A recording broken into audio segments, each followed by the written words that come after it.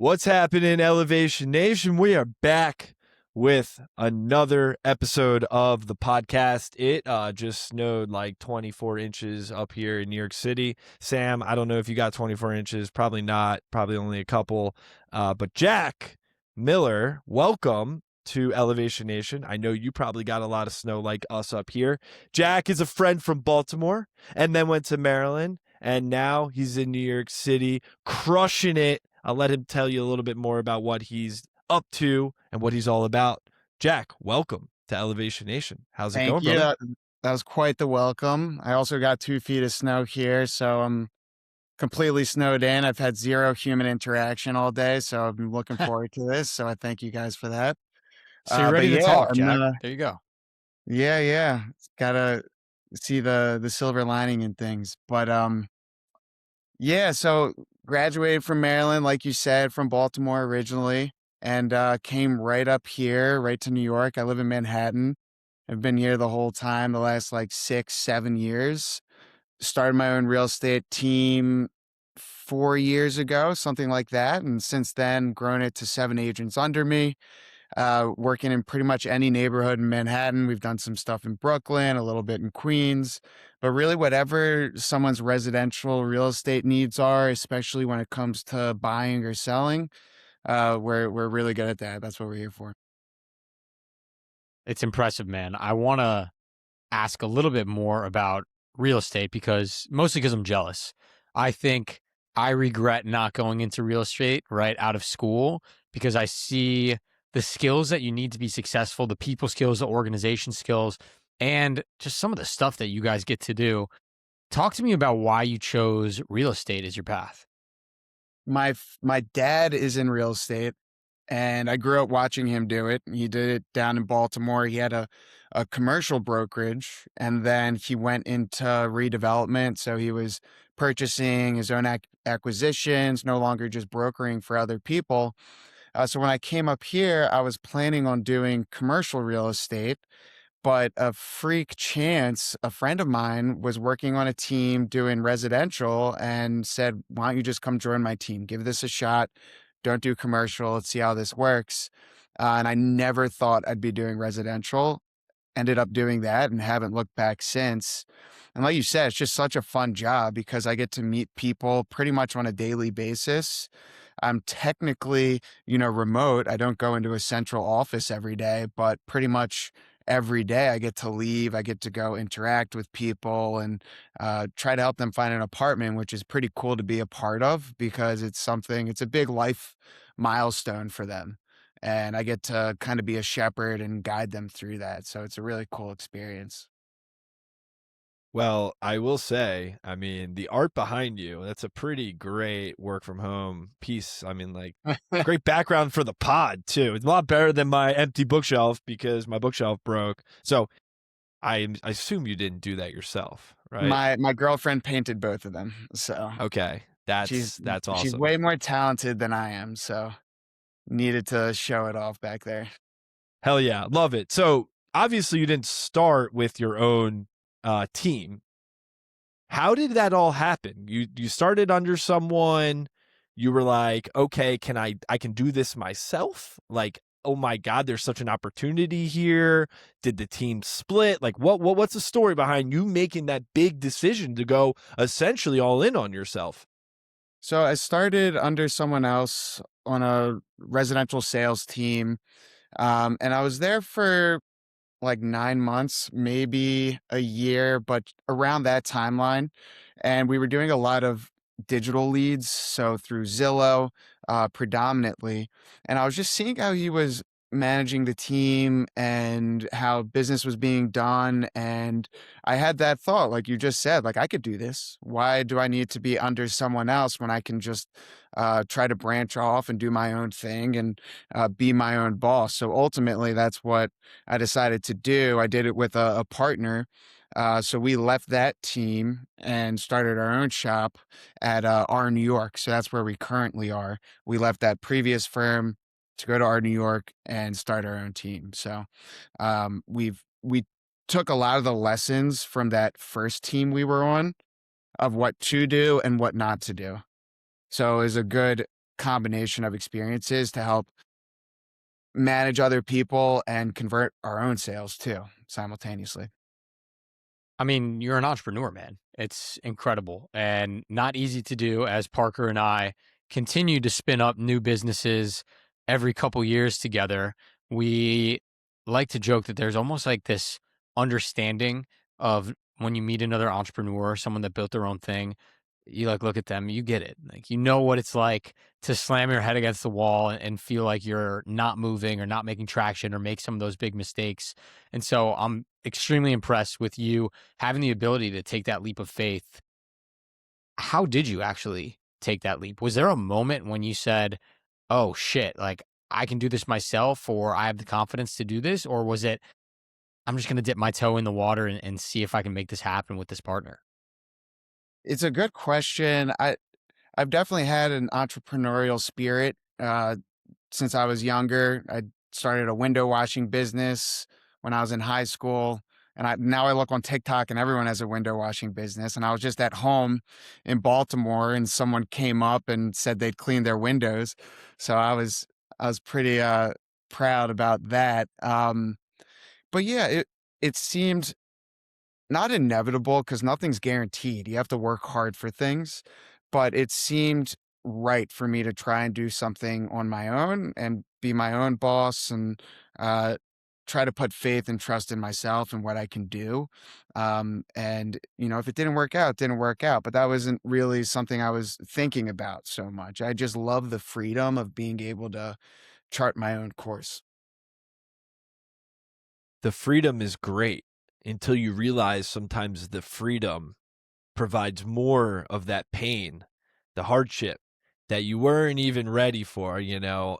We've talked with many entrepreneurs, 250 probably entrepreneurs over the course of Elevation Nation.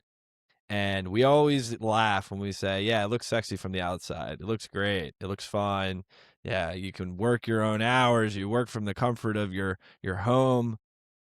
But man, in real estate too, residential, I imagine that people aren't asking to see or purchase a condo or an apartment or a home in New York City just Monday to Friday, 9 to 5.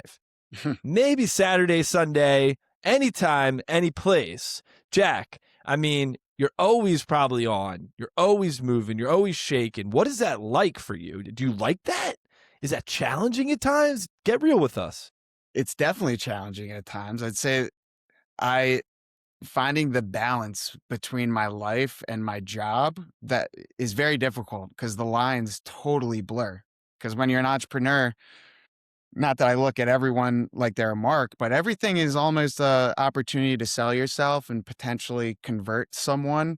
So where do you draw that line between A, a social interaction, and B, hey, I'm marketing myself here? And then, like you said, Parker, especially in residential, this isn't people's jobs. They're doing this for their life and they're doing it usually in their free time, either after work or on the weekends when they don't work. So I haven't watched a full football game in years because Sunday is the big day for showings and everyone knows that. It's just known in the industry. And if you absolutely need your weekends to yourself, it's not going to work. But the caveat to that is I don't get the Sunday scaries, I get to Mondays aren't terrifying to me. I'm not back to an office into some scheduled routine that I'm not necessarily dreading, but I feel like, oftentimes dreading. So, it comes with its pros and cons. I think how you reframed that just shows a lot of your mindset, Jack. And it's a mindset so many entrepreneurs need to have is, to Parker's point, sometimes that freedom comes at a price. But however you can spin the situation that you're in to be more of a positive, I think that's half of the entrepreneurial battle. It's you against your own mind. I mean, I'll tell one funny story. Like Parker and I obviously have Elevation Nation. We've been building it and grinding for years. Parker and I, when we're like, all right, let's unplug, let's stop talking about Elevation Nation, let's like play some Call of Duty before dinner and just unwind.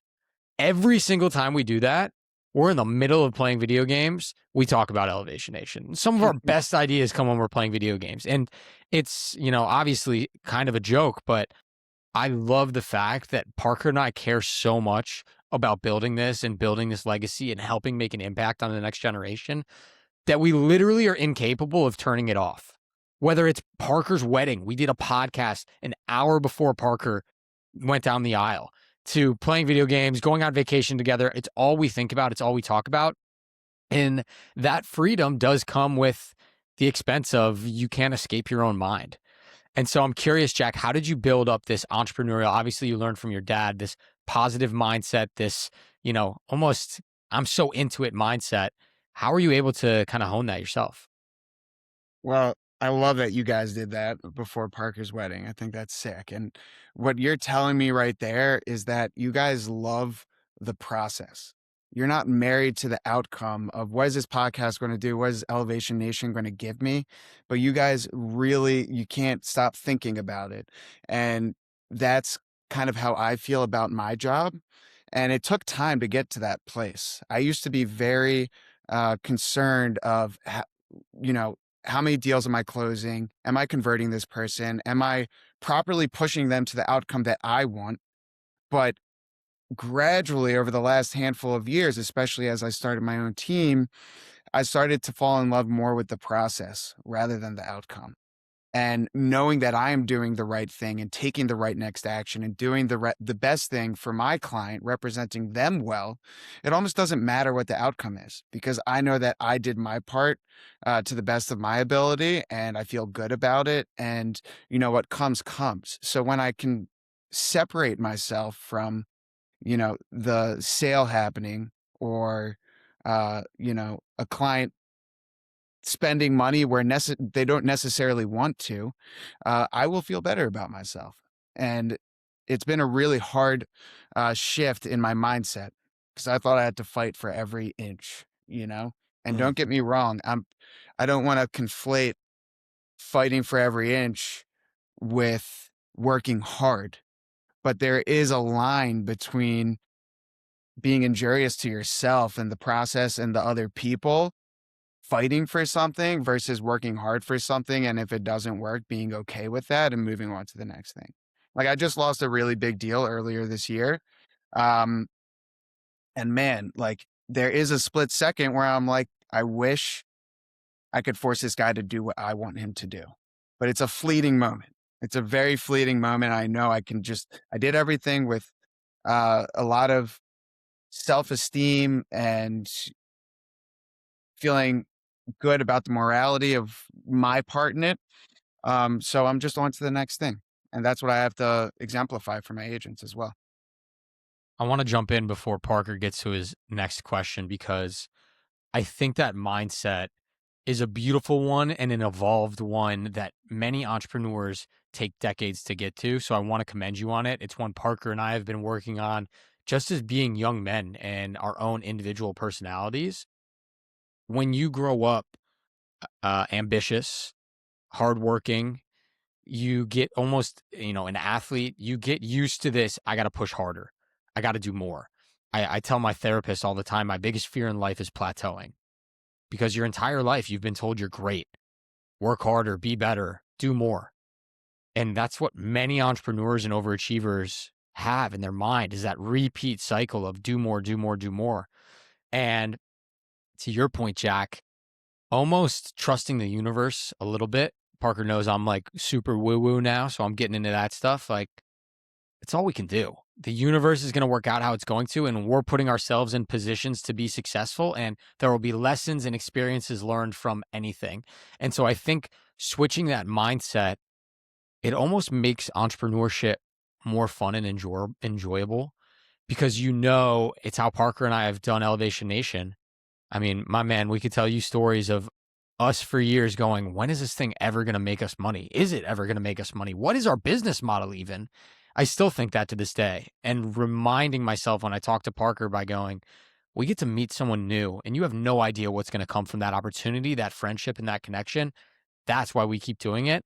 And just trusting that it all will work out how it's supposed to has been probably the hardest thing for us to do, but I think the most impactful for us as well. So kudos to you for getting there a year earlier than us. I mean, we're talking all about the process here and putting in time in and removing ourselves a little bit away from the outcome. But yet, outcomes still come, especially in your business, Jack, right? You got a deal or not. So a client went with you or not. And I imagine it feels really shitty when when a potential client doesn't go with you and you lose out on a deal. And it probably feels really good too when you do close something and you get to put something on the scoreboard for you and your team. And obviously that feels great. But you just talked about falling in love with the process. I mean, you look at like superstar athletes, guys like Kobe Bryant, for example, would get to the pinnacle, win a championship. He'd celebrate for a day, maybe.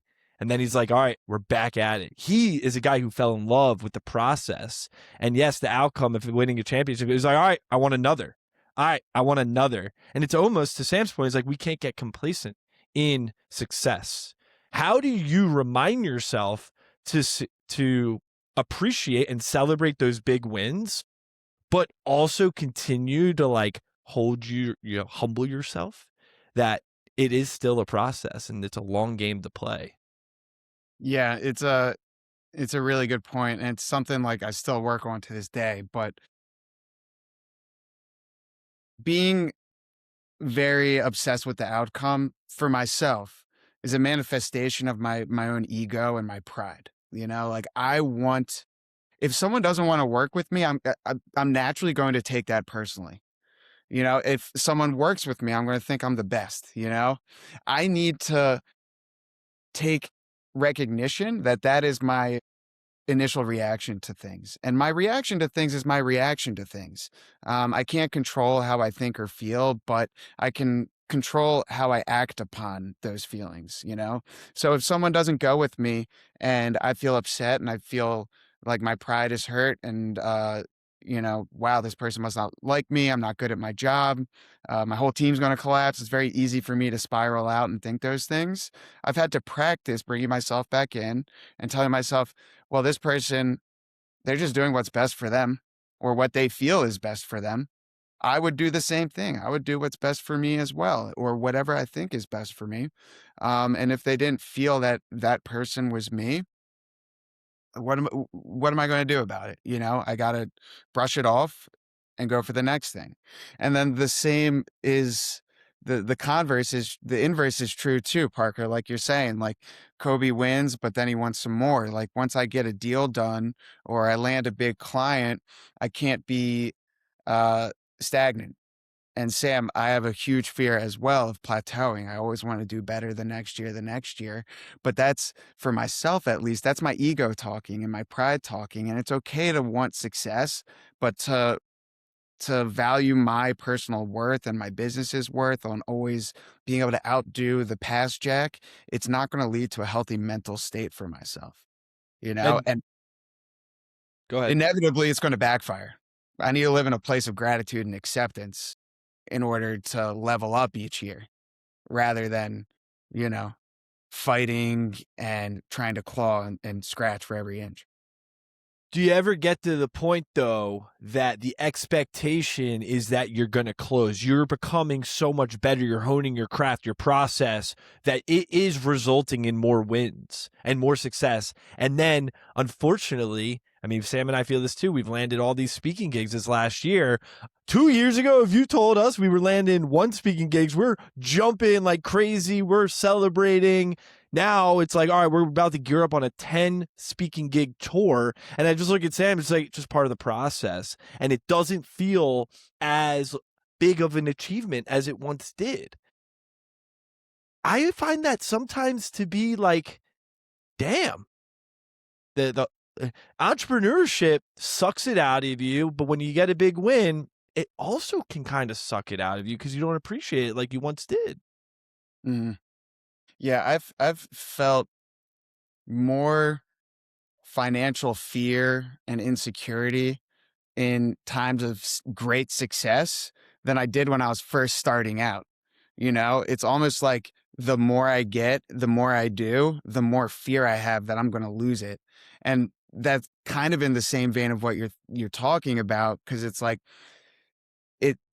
success doesn't always look or feel like how we think it's going to look and feel. You think I'm going to get all these speaking gigs and I'm going to feel elated naturally. You w- you develop almost a numbness to success. You have to take it upon yourself to take a step back and be like, Sam, look at what we're doing. We're crushing it. We have a 10 speaker tour, and that's amazing. And let's not get lost in that. Let's take a second to appreciate the progress we've made, and then let's go do some more, obviously. But it's very easy for that kind of stuff to get lost in the weeds. And like for myself, it happens all the time too. I get very occupied with, what's next? Why doesn't this past deal make me feel better, or as good as I thought it was going to make me feel? And that's because it's my own perspective. It's my own perception of things. And that's what's most important. The external success will follow as you get that good. I also think I need to remind all three of us here, we are more than just our business success. One of the things that Parker and I, joke about is where would we be if we went all in on Elevation Nation 5 years ago? Parker might think we'd be doing more gigs. I personally think we probably would have crashed out and burned. Not because like we wouldn't be successful, but I think we would burn out because we wouldn't be giving time to the other things in our lives that matter. And the whole point of why I love entrepreneurship is that it gives us freedom that we talked about earlier. And as soon as you go all in, I give you credit, Jack. Like Parker and I are scared because Parker likes to run. He's got a wife. He's got priorities. I like to box. I like to cook. Like there are other things that define the holistic life of Sam and Parker that we do value. And so, sure, we got, 10 speaking gig tour coming up. I'm very proud of us. Do I think we could have probably done a 20 speaking tour? Yeah. Do I think Parker and I would be a lot more stressed out? Yeah. And so it's kind of taking a step back and thinking about our lives holistically. Because that's the whole point of entrepreneurship. We're building to have the life that we truly want. And I think sometimes we get really lost in the business part. We forget to open up our lens a bit and think about the true reasons why we became entrepreneurs in the first place. Mm-hmm. Definitely. So I got a question. Another question on Jack. I love your perspective. It's a great perspective. I imagine it's taken years and years to get you to this perspective. And it's the same with Sam and myself, right? Years of putting the grind in and whatever, or outside the grind and learning from situations that occur in your life. But you said you have a team of people under you. How do you help your team carry a mindset similar to what you're expecting, and how, when you close a deal, awesome, but let's keep going? Or we don't close the deal, let's look back at the process. What went right? What went wrong? How do you coach your team to also carry an elevated mindset? Yeah. Well, when I deal with my agents, I like to approach them with understanding and compassion first. I think that's the most important thing, especially when I'm about to give either criticism or ask them about something and try to approach something differently. But I feel like you have to lead by example. I feel like I do that, and I try to show my team members, my agents, what it is I'm doing and whatever success it's leading to. But I also let them know about my failures so they can see that I am also failing, and that when that happens, I just keep moving forward. And if something goes wrong for them, let's say we get a deal, we have an accepted offer, and it's about to go into contract, and that deal doesn't go into contract, I'm not going to not give them more leads from that. Like they know that they have the freedom to grow, improve, but also to fail. And I'm not necessarily going to punish them for that. If there's a pattern of, you know, doing the process wrong, interacting with other teammates poorly, or fostering a negative work environment, that's another thing. That's something that you need to very seriously approach and discuss. But I think everyone is going to lose a deal. Everyone's going to crush it and make some great deals, but I need them to know that I know that. And then when that happens, I need to just help them move forward and keep getting on to the next thing. It's a good leader. A good leader leads with authenticity. And I think in today's day and age, we have lost that authentic touch.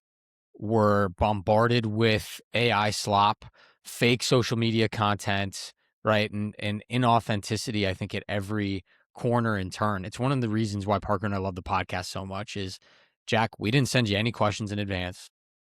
To be perfectly honest, Parker and I didn't really know what we were going to ask you. We just get to have a conversation that authentically flows. And when you're leading other people, they see that. I tell this story often. I played basketball and football in high school.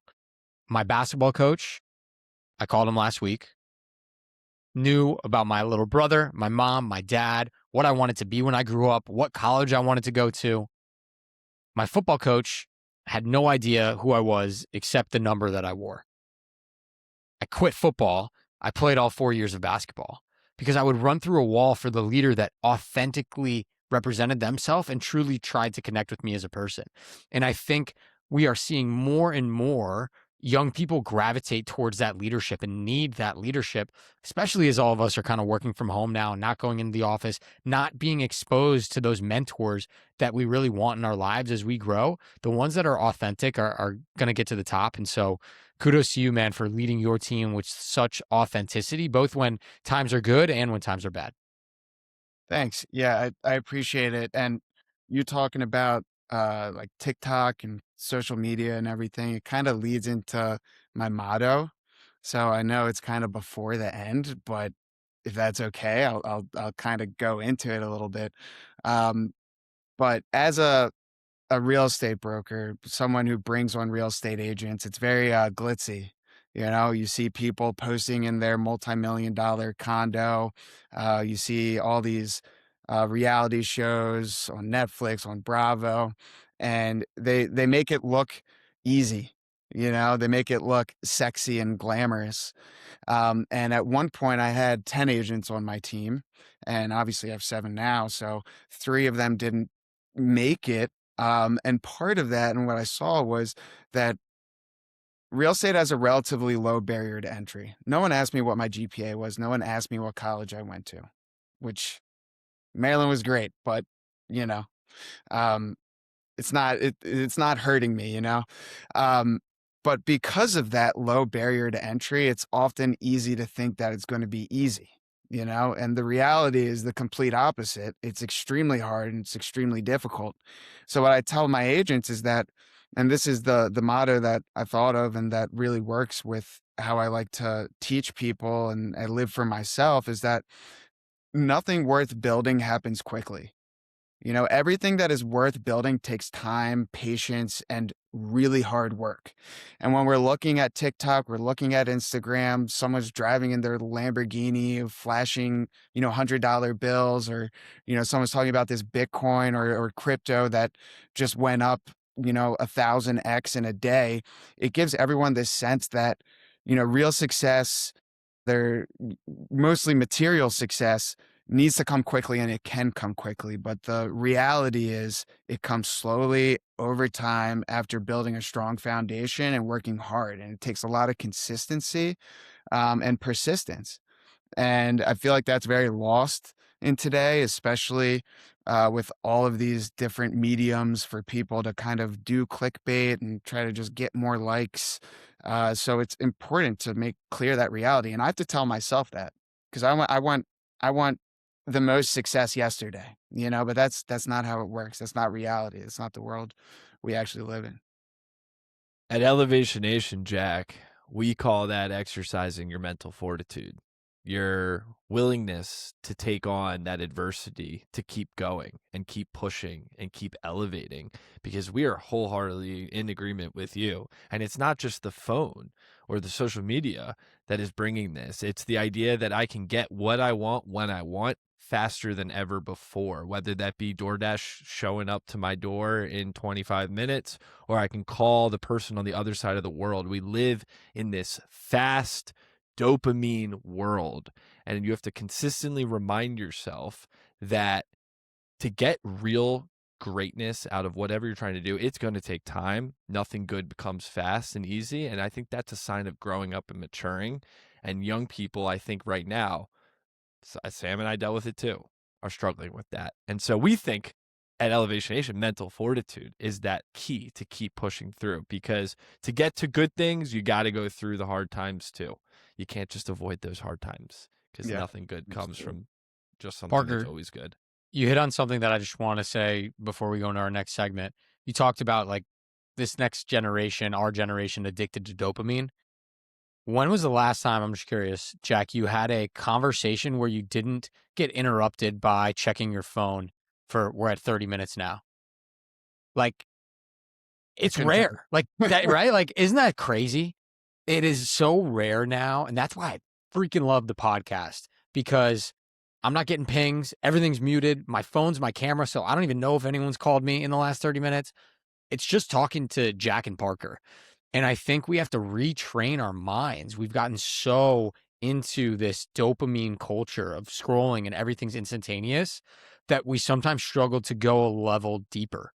And that's what we're trying to do at Elevation Nation, realize and help people unlock the full potential of truly getting introspective with themselves and other people. Because, I mean, Jack, I probably haven't talked to you since we bumped into each other at University of Maryland like 8 years ago. Now I'm like, this guy Jack's the man. I'm so excited for him. And that doesn't happen unless you get a little bit deeper below the surface to truly unlock someone's potential. And so I'm giving kudos to all of us, because I freaking love that we get to have a real conversation for 30 minutes. It's the best. Yeah, it's awesome. It really is.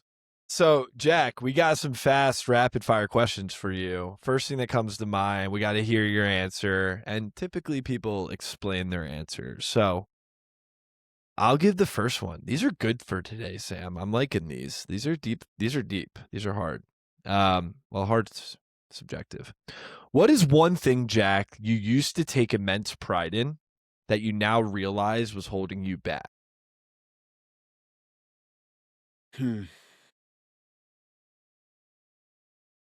I used to take a lot of pride in being able to kind of fit in with any group of person, you know, socially, be able to blend in and make a path with anyone. But I wasn't living authentically and truly myself. So what's hard to accept is that some people might not like me. They might think I'm weird. I might say something weird. But I'm just going to be myself. And trust me, I don't always do that. I still will chameleon. I'll still try to fit in because I want people to like me. But the more I try to take recognition of it, the more I realize, like, hey, just be yourself. Doesn't matter. Doesn't matter what happens. It's a beautiful, beautiful lesson. All right. Next rapid fire, Jack. We're talking NYC. That's where you work. That's where you live. I used to live there. Parker still lives there. What's a common truth about New York City that actually you realize is a total lie? Something that you thought when you moved to the Big Apple, it was all this, but now that you've been living and working there, you're like, that's just in the movies or the shows. I thought it was like all going out, all bars, all nightclubs, and having great times. And now I like to be in bed by 9 p.m. with my Kindle, and that is just not my reality. It might be someone else's, but it absolutely is not. Speaking of Kindle, obviously we told you about my bookshelf. We ask everybody who joins Elevation Nation for a book recommendation, and I bought too many books. The bookshelf couldn't take the weight anymore. So, Jack, what are you reading on your Kindle these days? Any good recommendations for Elevation Nation? Oh man, I forget the title of it because it's a 17 book series. I'm on the fourth one, and it's historical fiction. So I haven't really read too many of the, business oriented ones, because when I read at night, I want it to be a complete unplug. I want to read. I want to kind of immerse myself in something I really enjoy, and kind of just like lose myself and then fall asleep 20 minutes later. So, like, Jack, what kind I'm of historical Googling- fiction are we talking Yeah, about? I'm Googling right now to find the name of this for you. What's it about? Wait. Okay. So I got one that's called The Sasanian. So it takes place in Rome in 200 BCE, and it's about their conflict with the then Sasanian Empire, which is the Persians, or some relation. I'm not a historian, but it's really fun and it's really cool. And I like to choose the ones that are more grounded in reality, where it's not like glorifying conflict and making the macho guy seem like the hero every time. Um, so it's enjoyable. And I've read like a Viking series. I read one about the Mongols, which was definitely fantastic.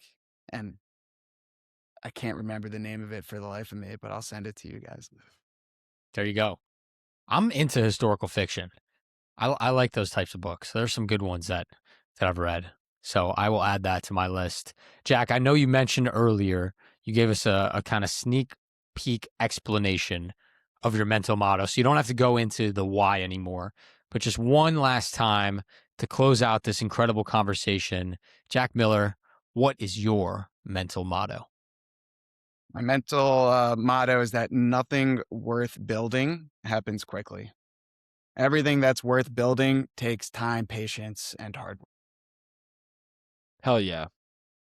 And even though it might seem that it can be fast, and sometimes our emotional brain takes us down that route, or sometimes our rational brain takes us down that route too, you got to remind yourself that it does take time. It has to take time. That's what life is all about. Jack, we are so grateful to welcome you to Elevation Nation. Thank you for sharing your story. I'm inspired by what you're building. I think it's very, very cool and just special to reconnect, have a newfound relationship. I know obviously we grew up knowing each other, and we're excited to continue the conversation. And so Elevation Nation, if you ever have a real estate need in New York City, Jack is your guy. Reach out to him. He can surely help you. Thank you guys so much. This has been awesome. I'm looking forward to doing more stuff in the future. Us too, man. All right, Elevation Nation. Until next week, peace.